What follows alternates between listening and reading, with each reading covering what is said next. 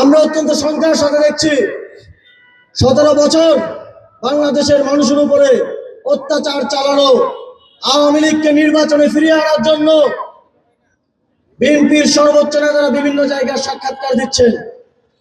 আওয়ামী লীগকে রাজনীতিতে ফিরিয়ে আনার জন্য তারা বলছেন ভবিষ্যৎ হোক নিরাপদ, বিনিয়োগ হোক বিশ্বস্ত, আর আমার পছন্দ সল্ট বে। ওয়েলকাম টু সল্ট বে। যে আজকে যদি আওয়ামী লীগকে নিষিদ্ধ করা হয়, কালকে যে আমাদেরকে নিষিদ্ধ করা হবে না, এর নিশ্চয়তা কোথায়? যদি কেউ খুন করে,